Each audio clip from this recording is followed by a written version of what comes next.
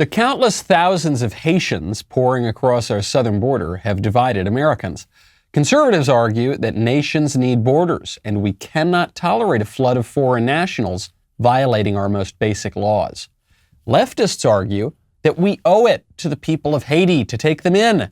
As many as want to come should be allowed to come, and Border Patrol should not lift a finger to stop them. Up until now, President Joe Biden has remained quiet on the issue. But at long last, we finally have video of President Biden's view of Haitians and their island nation as it pertains to the national interest of the United States. If Haiti, a god-awful thing to say, if Haiti just quietly sunk into the Caribbean or rose up 300 feet, it wouldn't matter a whole lot in terms of our interest. Well said, Mr. President. Now, in fairness, Joe Biden said that back in 1994, back when people still had at least the semblance of a sliver of common sense. Today, the Biden administration is attacking its own Border Patrol agents for in any way attempting to enforce the law. So is it any surprise that Americans fed up with the lawlessness are beginning to take the law into their own hands? I'm Michael Knowles. It's The Michael Knowles Show.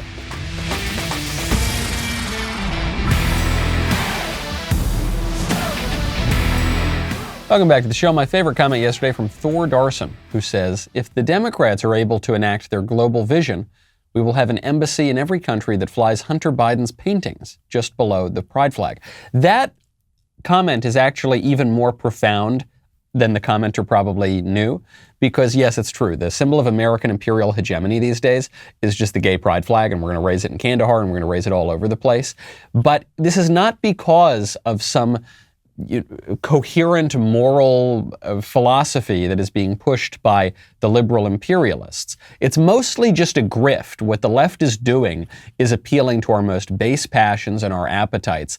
Consumerism, sex, whatever. They're appealing to all of that to entrench their power for this oligarchy that is basically just enriching themselves by selling Hunter Biden's stupid finger painting for $500,000 by enriching themselves at the expense of our political order. It drives me nuts when people disrespect good Americans that way, which is why I'm so supportive of Good Ranchers. Did you know that over 80% of the grass-fed beef sold in the United States is imported from overseas? Well, it might be local in Guatemala or something, but it's not local here, which is why the Good Ranchers have gone out to American ranches to bring you American meat to the American consumer, all at an incredible price. Head on over to goodranchers.com. You get better than organic chicken. You'll get American craft beef. They have T-bones, fillets, strips, gourmet burgers, and more at half the price of online competitors. You will get the steakhouse quality you deserve at a price every family can afford. I really love Good Ranchers. They got all the cuts you want. T-bones, fillets, strips. For me, this is going to sound kind of basic. I love those burgers. Their gourmet burgers are magnificent. Go to goodranchers.com/Knowles right now. Save $20 or better yet. Subscribe and save on each box of mouth-watering American meats that will show up on schedule right to your door. That is $20 off and free express shipping if you go to goodranchers.com/Knowles, Knowles, or use code Knowles at checkout. $20 off and free shipping at goodranchers.com/Knowles. The crisis at the border is supposed to play well for Democrats. That was the idea. You're going to open it up. The poor, oppressed, insert whatever foreign nation in the world is pouring over our border.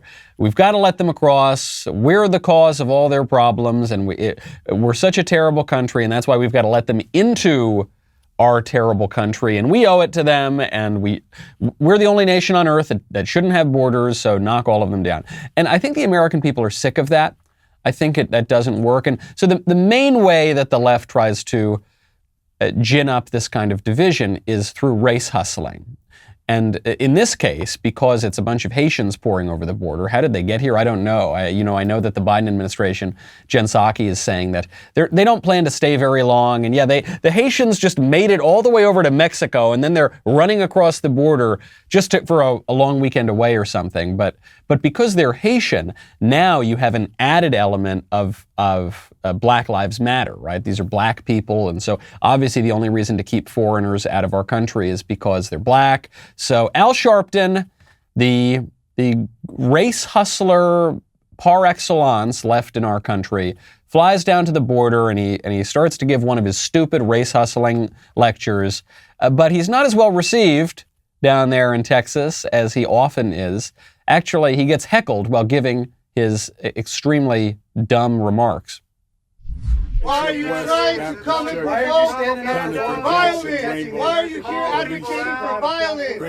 Why are you here advocating for violence? Del Rio is not a racist city. Del Rio is a loving, caring community. We don't want your racism in Texas. Get out of here. Nobody wants to hear your racist nonsense in Del Rio. You're a racist. Nobody wants you in Texas. Nobody wants you. Wow, I didn't expect to hear such common sense remarks in that speech. I wasn't hearing it from Al Sharpton, I was hearing it from the hecklers in Texas. And it's true, Al Sharpton is a disgrace. I mean, he's been a hustler and a pimp his entire career. He launched his career on a rape hoax, the Tawana Brawley hoax. Virtually everything else the guy's been involved in is a hoax, and it's just a shakedown so that anytime he can claim some sort of racial offense, he can shake down corporations and local communities and enrich himself. Frankly, I had a greater deal of respect for Al Sharpton back when he was a big fat guy wearing those expensive pinstriped suits, just walking around New York, shaking people down like the mobster that he is. Now that he looks like a shriveled up little raisin and he's wearing his kind of more, put together, higher class, more muted, little vest and his little nice shirt. I don't know. It doesn't play as well to me. It's sort of sad. And I don't think the American people are really buying it either. But the problem is the libs still have all the power, and we don't really have the power. So yes, people are shouting down Al Sharpton. If you look at public opinion polls, the immigration crisis at the border is a disaster for Joe Biden's poll numbers, but they're not going to change course because they have all of the institutional power. So Jen Psaki was asked about this. She was asked about that complete non-traversy, that fiction that Border Patrol agents were using whips against Haitian illegal aliens who were pouring across. They weren't using whips. They were holding reins so they could ride their horses. And based on this lie, Jen Psaki is now saying, yeah, we're going to punish the Border Patrol. They're no longer allowed to use horses. What he has asked all of us to convey clearly to people who are understandably have questions, are passionate, are concerned, as we are about the images that we have seen, is one, we feel those images are horrible and horrific. There is an investigation the president certainly supports, overseen by the Department of Homeland Security, which he has conveyed will happen quickly. I can also convey to you that the secretary also conveyed to civil rights leaders earlier this morning that we would no longer be using horses in Del Rio. So that is something, a policy change that has been made in response. But separately, all related, it's also important for people to understand what our process and our immigration process is and what the steps are that are taken. Now, I agree with Jen Psaki here. The images we saw were horrible and horrific because a lot of the criminal migrants were getting through. That was what was horrible. What was horrible is not that law enforcement was attempting to enforce the law. What was horrible is that they weren't doing it very effectively because the politicians, notably people in the White House, were tying their arms behind their backs. Now the White House is saying no more can Border Patrol use horseback in this area. What are they going to use? They can't, in certain areas, they can't take a Humvee, they can't take a Crown Victoria, they can't take these cars into these, they can't even take 4x4s into these areas. So what are they going to, they can ride on horseback, but now they're not allowed to ride on horseback. Oh no, what a mistake, what incompetence, some people say from the Biden administration. Please, please, don't give me that. It's amazing to me that some Republicans still say this is incompetence. It's not incompetence, it's the point. But if you get rid of horseback, then they won't be able to enforce the law. Right, that's the point. They don't want to enforce the law. The law is good for the American people. It's good for the national integrity of our country. But it's bad for Democrats because then Democrats can't flood the country with future voters. Statistically, illegal aliens are overwhelmingly likely to identify with Democrats. With the destruction of voter integrity measures, they can probably vote in the next election. But even if they can't, because of our our understanding of birthright citizenship, the idea that if you are a foreigner who comes here and has a kid, the kid automatically gets citizenship, then they're certainly going to get a lot of voters down the line. And with the mass amnesty that the Democrats keep trying to cram through, they'll probably get it much sooner than that. So they've got the power and they're going to do it. And that's just the way it goes. I wonder when AOC is going to go down to the border and start crying like she did under Trump. You remember that? The kids in cages. She wasn't actually crying in front of kids in cages. She was crying in front of a parking lot in that white suit, and she pretended to cry. And it was not exactly a Marlon Brando kind of performance, but it got the message across. AOC has not done that. She's not going to do that because now it's the Biden administration which is enforcing this sort of stuff. So it's not good PR. She has been crying, though. She's crying because she was not able to stop the Congress from giving $1 billion to Israel to fund their missile defense system. And she just starts crying. You can see video of her on the floor of the House, just sobbing. Oh no, the Jews are going to be able to protect themselves. No. This is defensive missiles, by the way. It's not offensive missiles. It's the Iron Dome system. No, those Jews are going to have defensive weaponry. No, now the Muslim terrorists in the Palestinian territories can't shoot at them. No. First of all, hysterical people should not be in public life, okay? If this woman can't keep her emotions together while she's on the floor of the Congress, she shouldn't be there. She's too frivolous a person to be there. It's not good. I understand she might get reelected, but it's bad. It's not good for public life. But it's also worth pointing out why she is crying. She's crying because we're paying for Israel's defensive missiles. A lot of conservatives don't like foreign aid. Some conservatives don't like Israel. I'm not making a point on either of those things right now. I am asking you to consider why she is crying. She's crying that Israel can defend itself because she and her ilk view Israel as an extension and really a creation of Western imperialism. They view the modern nation-state of Israel as an expansion of Western imperialism in the Middle East as a symbol of Western civilization, which they hate, which they want to subvert. That's why they want to get rid of Israel. So regardless of your views on modern nation-state of Israel, regardless of your views on us giving foreign aid willy-nilly all over the place, don't get confused here. The reason that AOC hates Israel is because she hates you and because she hates this civilization that we on the right are attempting to defend. You know, when you want to really defend the health, not just of our civilization, but of yourself, I would strongly recommend you check out Super Beets. I've got a new way to start your day. Super Beets Heart Chews. They are a tasty treat to give you the energy that you need that are also good for you. No more afternoon coffees, energy drinks, or candy for a quick pick-me-up. Add 2 delicious plant-based Super Beets Heart Chews to your morning routine and promote heart-healthy energy for your day without a caffeine crash. The grapeseed extract used in Super Beets Heart Chews has been clinically shown to be 2 times as effective at supporting normal blood pressure as a healthy lifestyle alone. Really would recommend this, especially, if you're working long hours, you find yourself tired, you got a sweet, cute little baby who's screaming and keeping you up all night. I don't know, I'm just thinking hypothetically.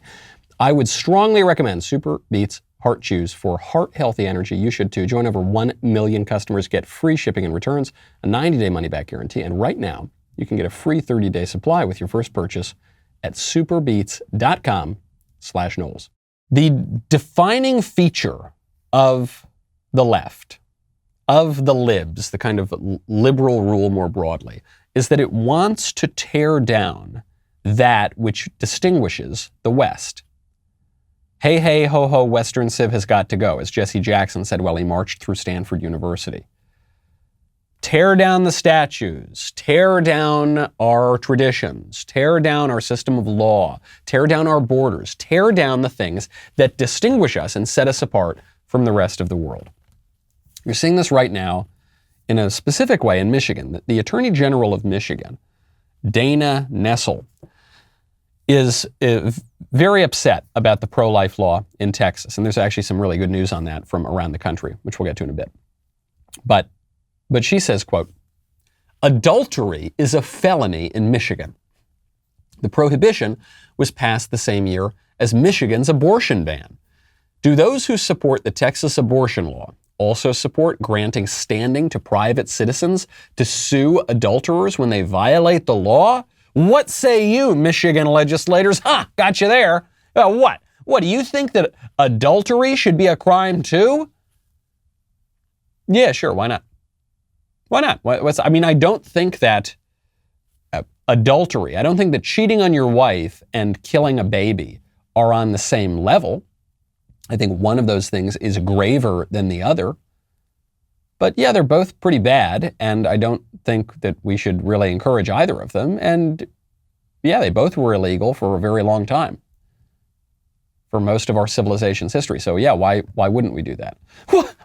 Wait, what? You think that? Yeah, we do think that. This is just like when the Texas abortion law came out, and the libs said, well, I'll tell you what, Rachel Maddow made this point, my doppelganger. I made this point over on MSNBC. She said, well, if we're not going to allow legal abortion, then we should hold the men responsible for staying with their children. Okay. Yeah, sounds great. Oh, we should make no-fault divorce harder? Yeah, I agree. That's a good idea. You're coming around, Rachel. You're coming around, libs. You're coming around, Michigan Attorney General. Of course we should. At its most basic level, all polities, all political communities attempt to pursue good and avoid evil. That's what we do. And how do we do that? Well, by protecting certain liberties here, or by protecting the integrity of these institutions, or by keeping some power separate in this government, the local government versus but what we are trying to do, and it's just the most simple level, do good, avoid evil. Adultery is bad. We shouldn't have it. And so, yeah, I guess we should discourage it. That's pretty basic stuff. Politicians are really misunderstanding this political moment.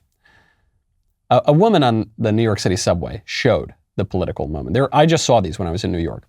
A ton of really gross dating app ads where it's people like licking each other's mouths and simulating sex. And in some cases, like they got people propped up on countertops and little things. So this woman sees them and just starts ripping them down.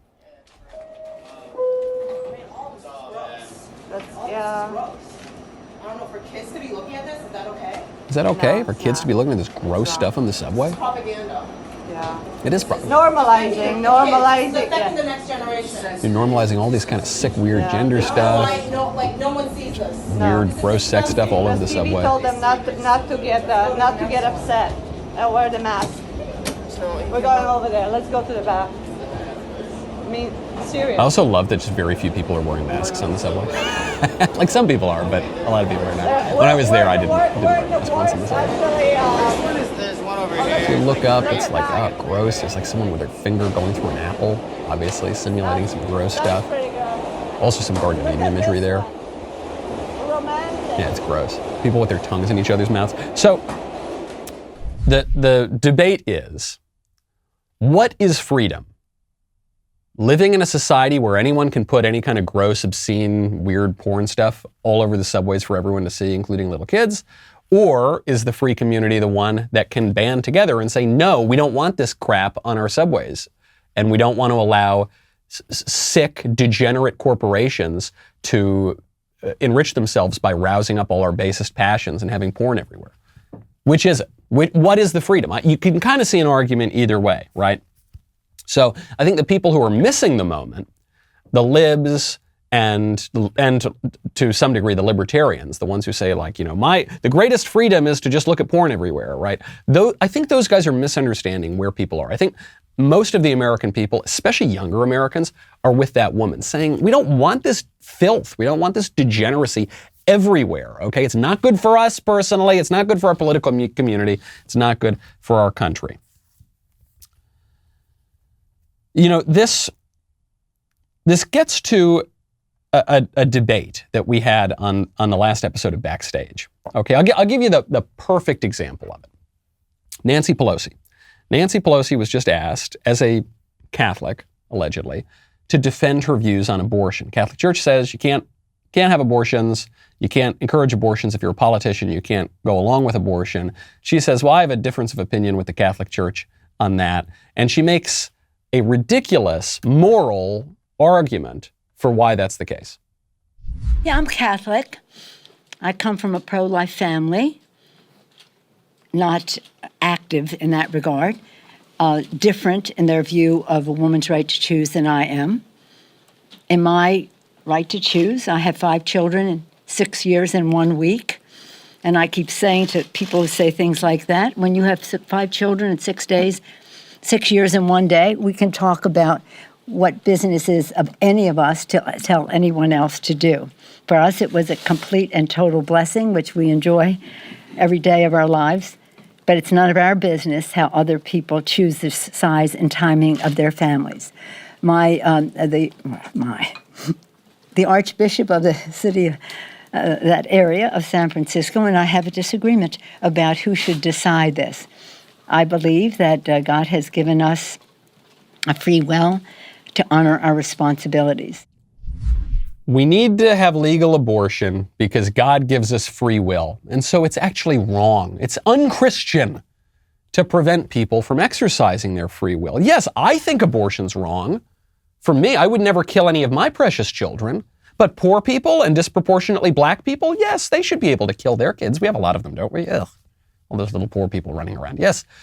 No, look, I would never do it. Why would you never do it, Nancy?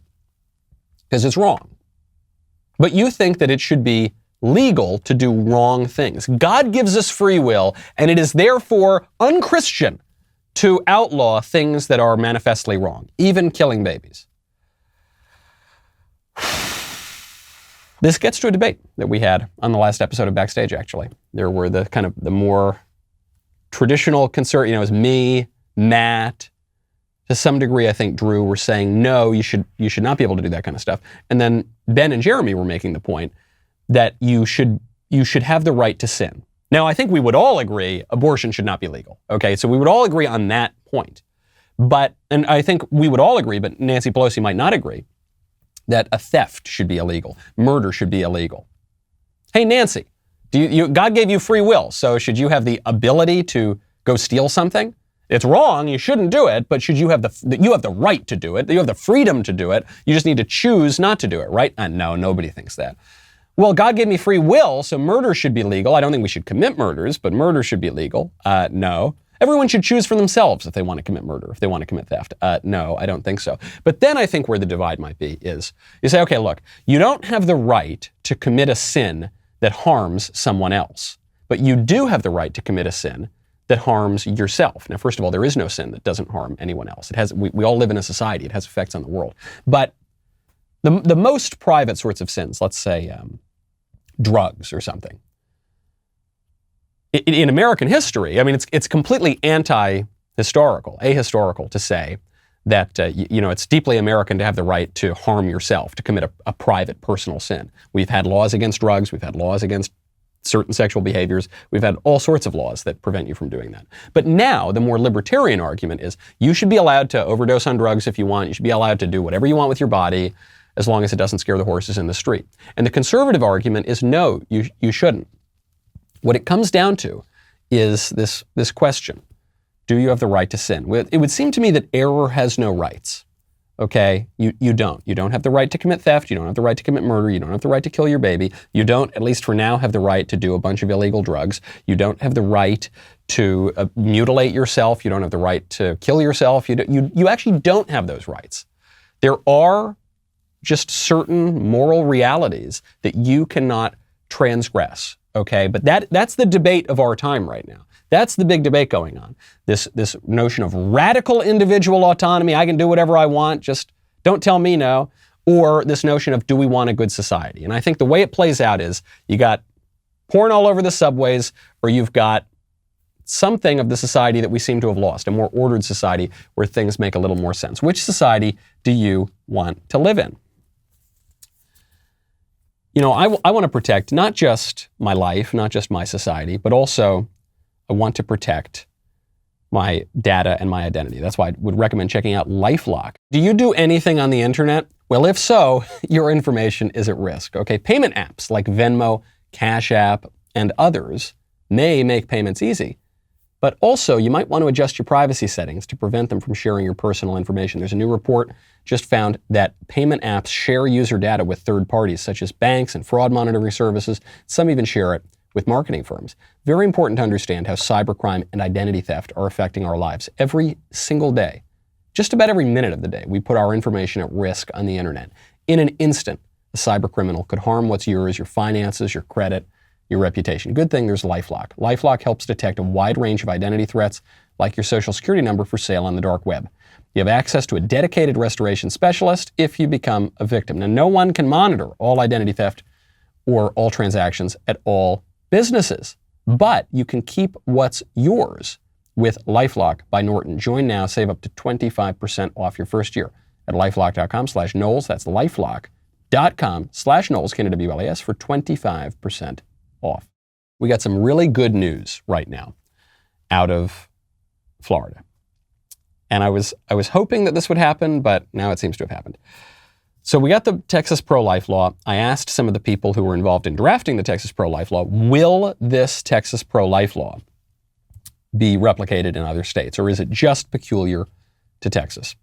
And the legislator who drafted the law and came up with it said it can be replicated in other states. You need some tweaks, but it could work.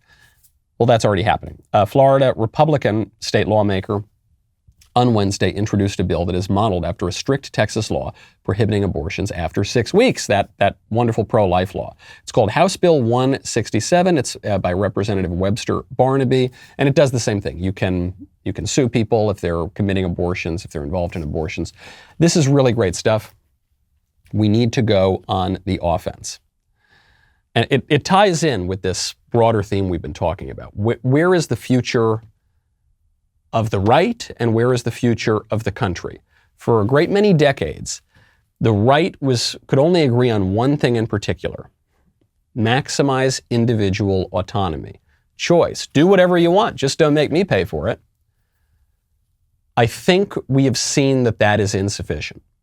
I think that having lost our institutions, having lost the definition of marriage, having lost the nature of sex itself, having lost education, having lost everything other than occasional tax cuts, I think we've realized that vision is insufficient, because all societies need to do something.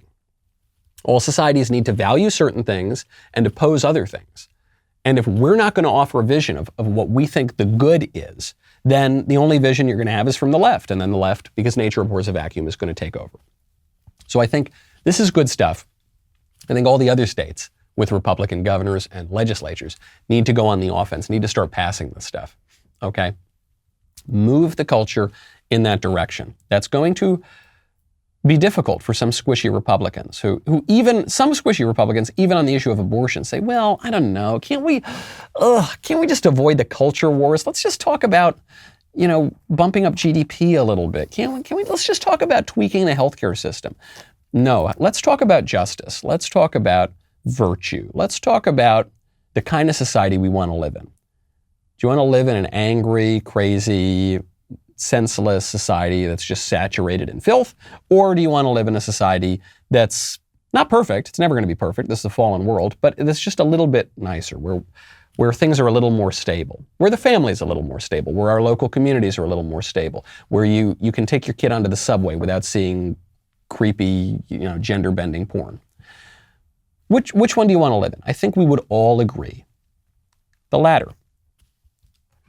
But one of the big holdups to getting back to a normal society is that the liberal establishment has just taken a ton of power. They've taken a ton of power away from you, and they've done it through our COVID regime. As long as the emergency of COVID lasts, then these rulers can rule however they wish, with whatever whims and caprices they like. 15 days to slow the spread is now well over a year and a half. Now, this is probably going to be censored, but I'll say it anyway. The creator of the AstraZeneca vaccine, a very, very important scientist, Professor Dame Sarah Gilbert, has just come out and said that eventually COVID will just be a cold. It'll just be a common cold. Some of us have been saying that for most people it is a cold already. For some people, it's very serious, but for most people, it's just kind of like a cold. It's like a bad cold, but it's fine. She says eventually it's just going to be a cold for everyone. This is what happens. She says, quote, We already live with 4 different human coronaviruses that we don't really ever think about very much. And eventually SARS-CoV-2, COVID-19, the Wu flu, will become one of those. It's just a question of how long it's going to take to get there and what measures we're going to have to take to manage it in the meantime. Why does this happen? Because, quote, viruses become less virulent as they circulate more easily, and there's no reason to think that we will have a more virulent version of COVID-19. We tend to see slow genetic drift of the virus, and there will be gradual immunity developing in the population, as there is to all the other seasonal coronaviruses. Good news. But how long is this going to go on for? One of the vaccine manufacturers, I forget which one, I think it was Moderna, but who knows, it's one of them, says, I think these difficult COVID measures are going to go on for another year. Oh, do you? Do you? You people who are most profiting from coronavirus, you think it's going to, other than Amazon who's profiting the most, you think it's going to go on another year. I bet in a year you're going to hear, oh, it's going to go on another year, another 2 years, another 3 years. This stuff is not going away until we tell it to, until we make it go away. Leanna Wen, who's the former president of Planned Parenthood, she now goes on CNN all of the time, and she talks about her health advice. She says we are nowhere near allowing kids to lose masks in schools. I agree that masks are a very powerful layer of protection, but it's one layer. And if we have so many other layers that are present, masking may be one that could go away. But I would say that, let's say a school where it is, or a particular class, everybody is vaccinated in that class. And also the level of community transmission is declining. I could imagine that situation being where we remove masks because we have all these other layers. Or if we have rapid testing, imagine if every child and teacher were tested every morning and also they're vaccinated. You can imagine that situation even if there's high levels of community spread, that maybe you can remove masks at that time. But we are nowhere near that yet, and I think what we really need to do is get the vaccines authorized for children as soon as that's possible, and also really ramp up testing, because that is a powerful tool that we're just not using across the country as we should be. We're nowhere near where we need to be to let little kids take off the masks, even though kids statistically face virtually no risk. Very, very, very, very little risk from the coronavirus. And then the people who are vaccinated, we are also told, face very, very little risk from serious disease. So you can't worry that the kids are just going to spread it to the vulnerable people, because the vulnerable people already have the vaccine, unless the libs are lying about something somewhere down the line. Nowhere near it. But you could see a world. You can see a light at the end of the tunnel. Just allow us to keep power for a little while longer. Leanna Wen is a curious figure because she's talking about the health of children. And she, of course, is best known for running an organization that kills hundreds of thousands of children a year, that their job is to kill little babies. But Leanna Wen was also pushed out because she wanted to de-emphasize abortion at Planned Parenthood. She wanted to at least have a little cover at Planned Parenthood to say, no, that's not all that we do here. And so they booted her. They said, no, that is that is all that we do. You're out, Leanna Wen. So she's a confounding figure. I think she's a good representative of the quote unquote moderate liberal view, which isn't very moderate at all. It's quite extreme to the left. But I think that if you look at what Leanna Wen is saying here, that is the voice of the establishment. Yes, there's a world in which we can almost go back to normal, even though we're still going to have the power to do whatever we want. But we're nowhere near that yet. Just a little bit longer. Just a little bit longer. How much longer are we supposed to wait before we all start taking down signs in the subway like that lady in New York?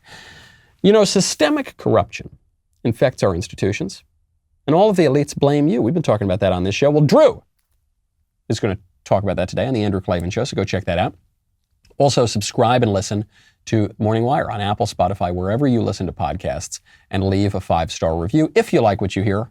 We'll be right back with the mailbag.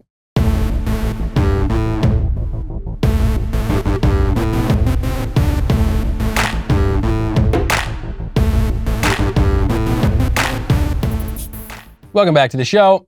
My favorite, not my favorite comment. These are my favorite time of the week. This is the mailbag. First question from Daniel.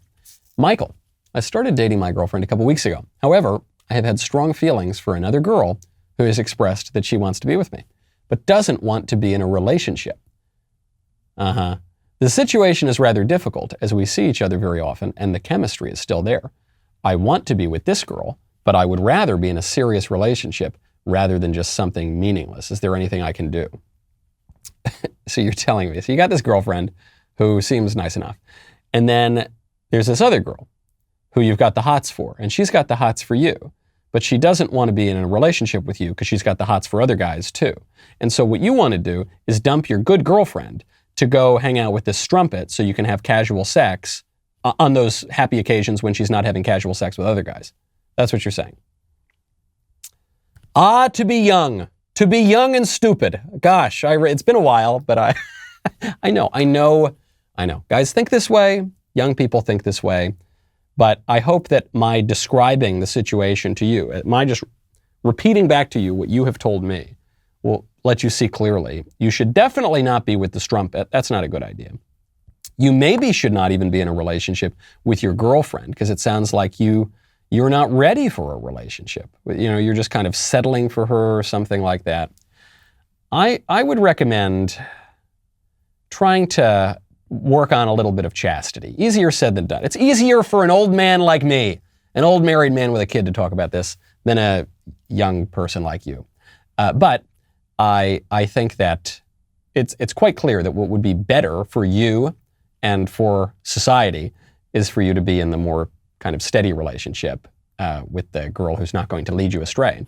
So either do that and take that seriously and make a decision and work on that, or don't. Break up with both girls. Don't just take your girlfriend as a consolation prize if you're really not into her, and wait until someone that you do like comes along.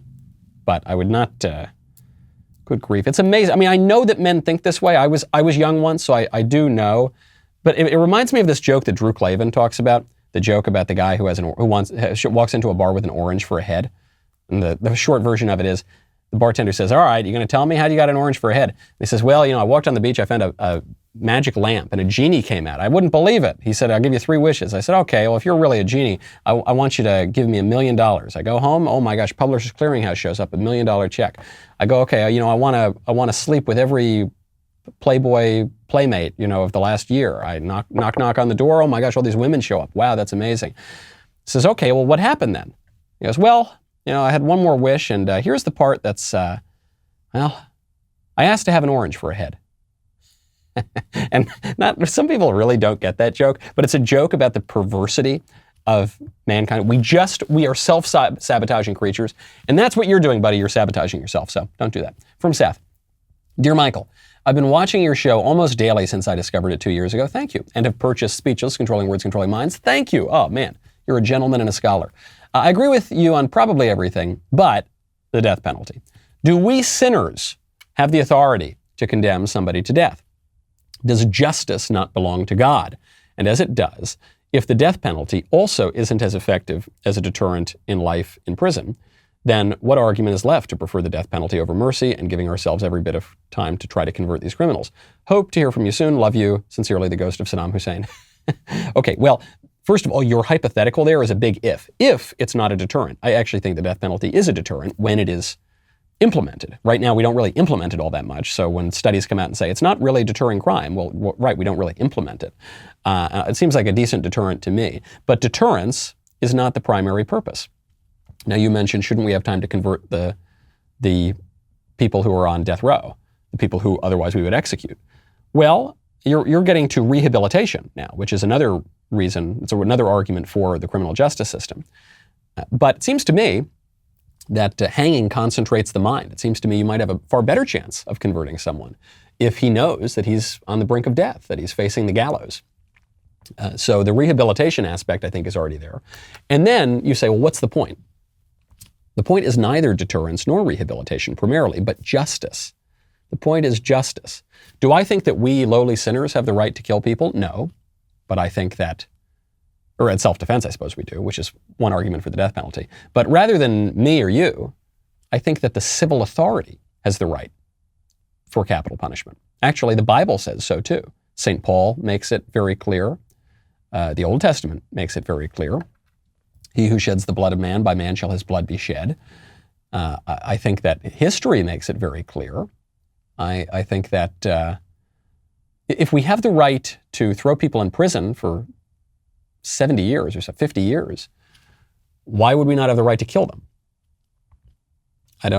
We through the civil authority. I don't really understand that. It seems to me you're taking justice to this extreme of we should never pass any judgments whatsoever. We need to have justice in society. Or I don't think there's anything Christian or biblical or right or just about letting the cruel rape the earth. Now it can't be revenge, it can't be just vigilantism all over the place, but we have a criminal justice system in place.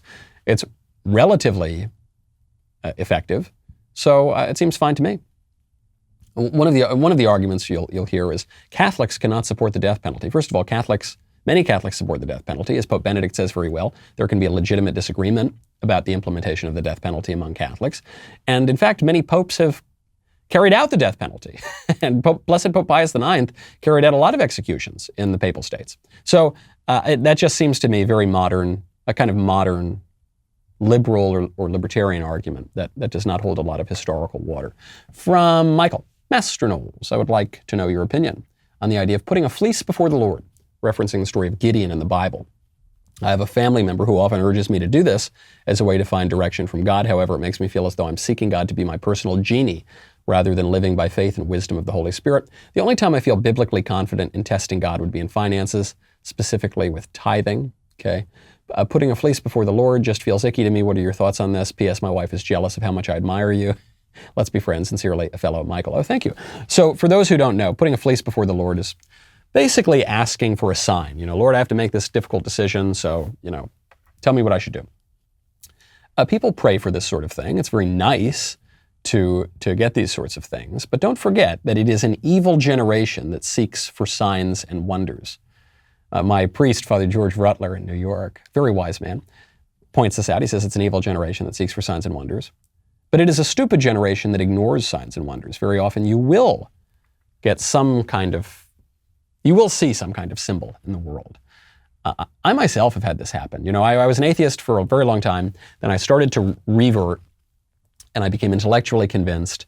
And then during the period where my faith solidified, it was a really wild time. I mean, I was having what you would call religious experience. That was happening quite a lot, and there were these sort of numinous events and symbols and maybe coincidences, you would say, but I really don't think there are many coincidences.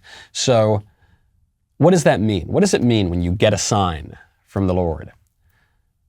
I try not to interpret these things and divine their special meaning and, act like a sorcerer or a magician. To me, the meaning of the sign is that the Lord is there. There is an order to the universe. There is such a thing as providence.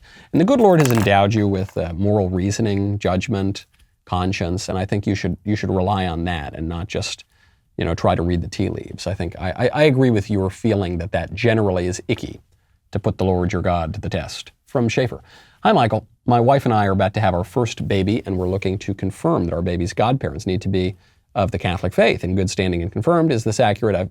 I've done some research, and it seems that this is the case, but we heard from others that it's not necessary.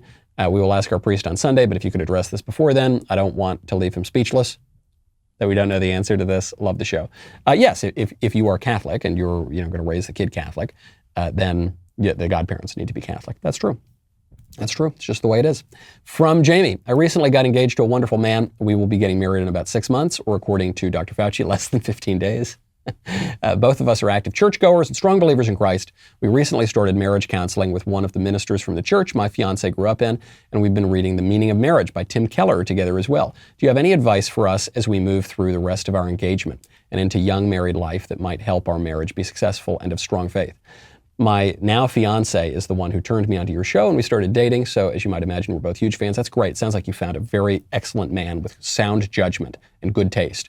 My fiance and I are looking forward to any advice you might have to offer. Yes, I will give you the advice. It actually ties in with the theme of this show.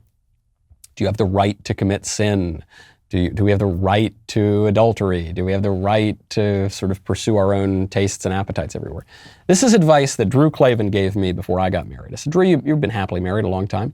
What's your advice? He said, here's my advice. Don't sleep with other people. He used more colorful language. I'm going to clean that up because this is a family show. Don't sleep with other people, and you'll have a good wedding, and a good marriage rather.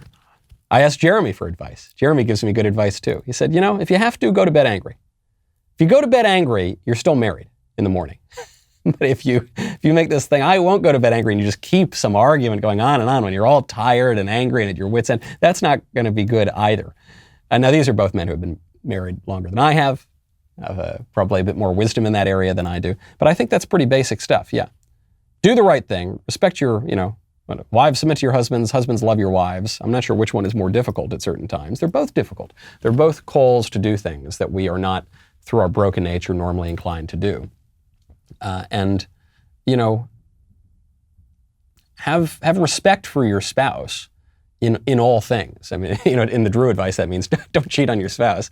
And in the sort of Jeremy advice, it is recognize you're in this thing. You're in this thing together, and have respect for them. Don't just always try to win every single point in every single argument. I mean, you'll grow together ideally. You'll grow together or you'll grow apart. So make sure that you do that, and recognize that this other person is now part of you. When the good Lord says you're one flesh, I mean, that is a very profound image. It's part of you.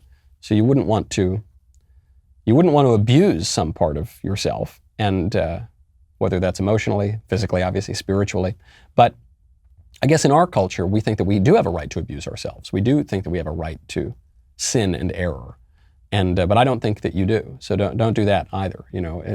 The way that you treat your spouse and the way that you treat your own body are sort of the same thing. You should treat them both well. From Jesse, sweet nephew Knowles. I have been in many different conversations with my friends about the draft and the future of warfare. All of them have told me that war will never be fought in the same manner, hand-to-hand, trench warfare, etc. This constitutes the elimination of the draft, because normal people cannot operate complicated equipment, for instance, drones. What are your thoughts? Has warfare changed forever with the advent of drones and nukes to the point of eliminating the draft? If so, should women be included in a draft because physical combat is no longer necessary? Congrats on Sweet Baby June. Well, if the premise is there's not going to be any draft anymore, then I guess women should not register because there's not going to be any draft. But no, I think that the military is a very broad place. There's lots of different jobs in the military, lots of supportive roles. And so I don't think there's ever going to be a world in which our wars are fought by 10 people. I think that the draft is still necessary because a nation has to defend itself. And I don't think women should register for the draft. I think that's wrong. I think you're right, it does not maximize individual autonomy. This particular view of mine, it does not eliminate the biological constrictions of sex and nature, but that's just the way it is. I think that we need to stand up for what is right, and we need to embrace and enforce such a vision. I'm Michael Knowles. This is The Michael Knowles Show. See you on Monday.